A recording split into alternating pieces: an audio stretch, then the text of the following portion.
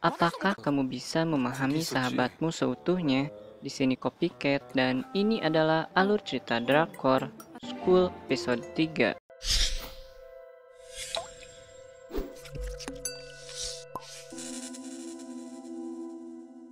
Melanjutkan cerita dari episode 2, Seong nampak membuka pintu atap. Dia rupanya mencari tempat tenang untuk belajar. Tak lama setelah dia datang, pintu atap kembali terbuka. Rupanya itu Yungjo. Dia nampak melihat ke arah bawah, lalu tanpa ragu melemparkan sebuah pot. Seong tertegun melihat tindakan Yungjo. Pot yang Yungjo lemparkan jatuh tepat menghantam mobil direktur sekolah. Meski kaget dengan kerasnya suara hantaman pot, Kijun dan Jiwon lega itu bukan Min Seo. Di atap, Yungjo baru ngeh jika Seong ada di situ. Hebatnya setelah melihat tindakan Yungjo tersebut, Seong malah minta agar Yungjo untuk berpacaran dengannya. Seperti biasa, Yungjo tak merespon sama sekali dan pergi dari sana. Hanya saja, tak jauh dari sana, Guru Lee juga ternyata menyaksikan kejadian tersebut. Sementara itu, Jiwon mengatakan pada Kijun bila pengirim surat adalah Min Seo. Saat coba menelpon tempat magang, Min Seo ternyata tak masuk kerja. Si direktur keriput minta para guru mencari pelakunya. Di kelas, Guru Song tak menemukan Jiwon, Kijun, dan Hosung. Siswa lain juga bilang tak mengetahui kemana mereka pergi. Rupanya, mereka pergi ke rumah Min Seo. Namun, di sana tak ada seorang pun. Jiwon merasa tahu harus pergi kemana mencari Min Seo. Dia meminta Kijun dan Hosung untuk menunggu. Namun Kijun tetap ikut. Kembali ke sekolah, Guru Lee memasuki ruang rapat. Dia kemudian diperkenalkan oleh Wakasek Kurikulum sebagai figur yang memiliki pengalaman di lapangan. Direktur meminta Guru Lee berbagi pengalaman kerjanya pada para siswa. Dalam rapat itu juga disinggung tentang Guru Kim yang telah mereka pecat. Mereka bilang jika Guru Kim adalah orang yang membahayakan para siswa. Entah apa maksudnya. Sementara itu, Yungjo memulai rutinitasnya mengontrol mesin-mesin boneka. Dia melihat Min Seo berjalan dengan linglung. Yungjo sempat berhenti, namun karena waktunya mepet, dia memilih melanjutkan perjalanannya. Seusai rapat, Seong menunggui Guru Lee. Dia sengaja menodongkan proposalnya pada Guru Lee di depan direktur. Strategi Seong tepat karena kini direktur dan Wakasek mendukungnya. Hanya saja, Wakasek minta Guru Lee untuk mengikut sertakan Jae-hee dan Jae-hyuk. Jae-hee dan Jae-hyuk adalah dua orang yang membuat ranking Seong turun ke peringkat 3.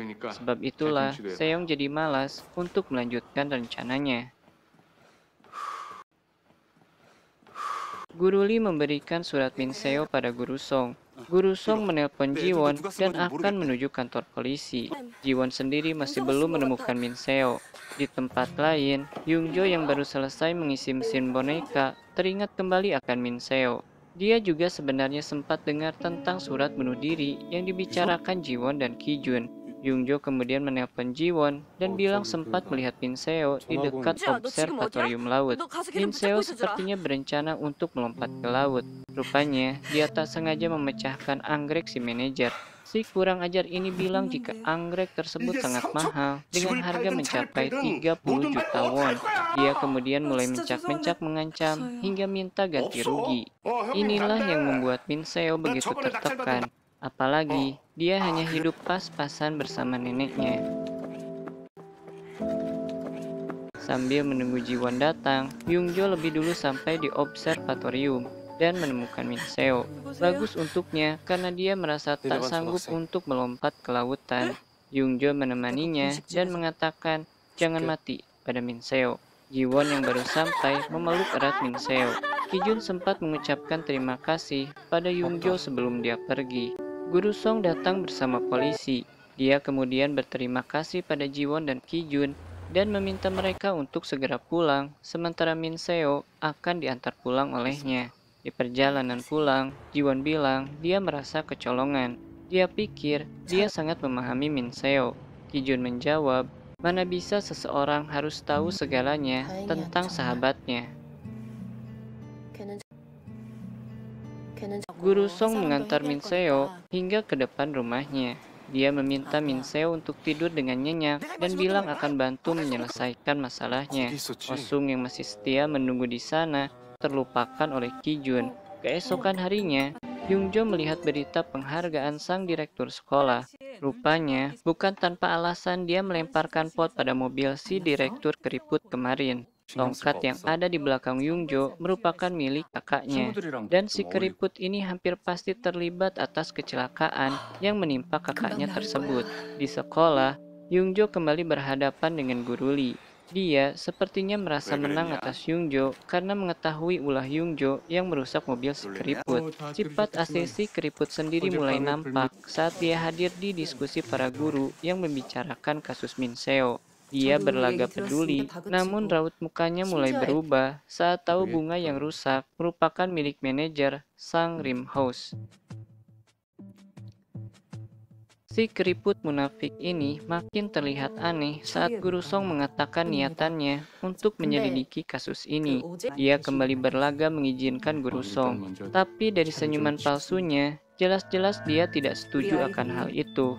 Guru Song sepertinya dapat menebak isi hati si keriput. Dia makin mengerutkan keningnya saat si keriput najis ini bilang akan mengajukan tuntutan pidana pada siswa yang merusak mobilnya. Raut wajah para guru nampak tak setuju dengan niatan si keriput ini. Namun mereka tak bisa berbuat banyak karena tahu si kulit kendor ini bakal gunakan kekuasaannya untuk memecat mereka. Dan benar saja, rupanya si keriput merupakan kerabat dari si manajer koplak yang mengancam dan menuntut Min Seo. Si manajer bilang jika Guru Song menanyainya, si kulit kendor memintanya untuk tak banyak bicara pada Guru Song.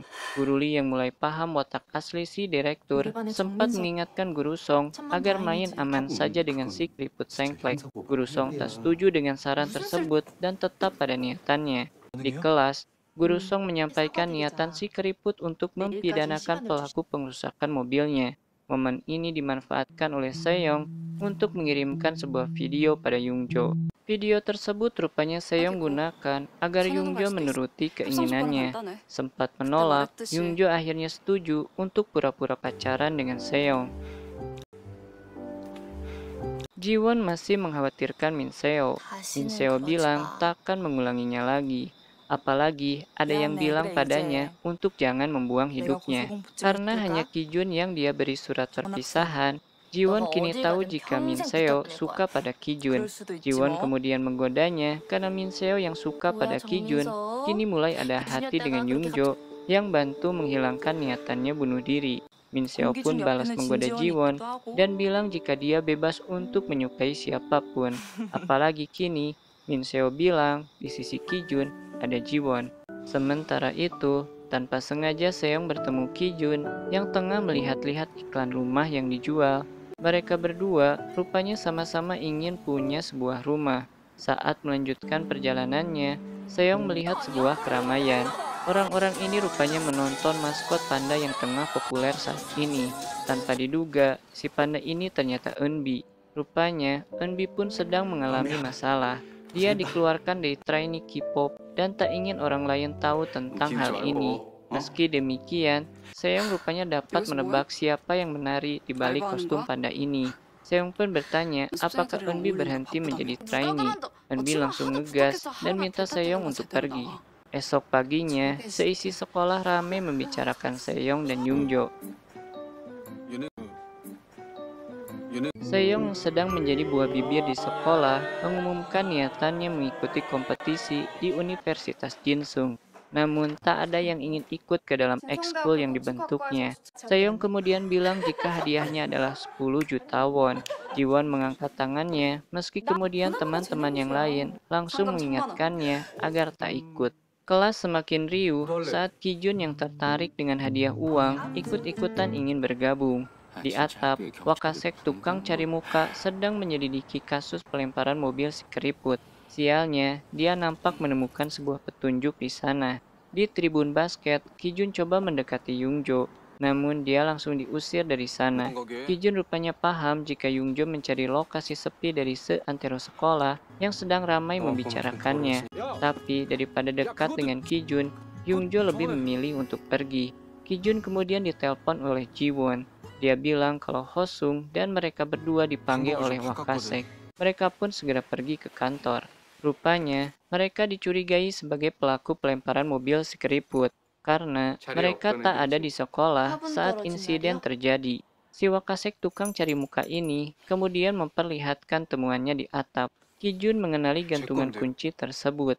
Wakasek 그래? kemudian meminta Jiwon dan Hosung untuk kembali ke kelas. Dia kemudian 넌 mengatakan kalau 퇴학이야. dia mengeluarkan Kijun dari sekolah. Itulah alur cerita drakor School episode 3. Terima kasih telah menonton hingga akhir video. Jika kamu suka dengan video ini, silahkan tinggalkan like, komen, ataupun share-nya. Jangan lupa juga untuk dukung channel ini dengan melakukan subscribe dan mengaktifkan lonceng notifikasinya. Sampai jumpa di video selanjutnya.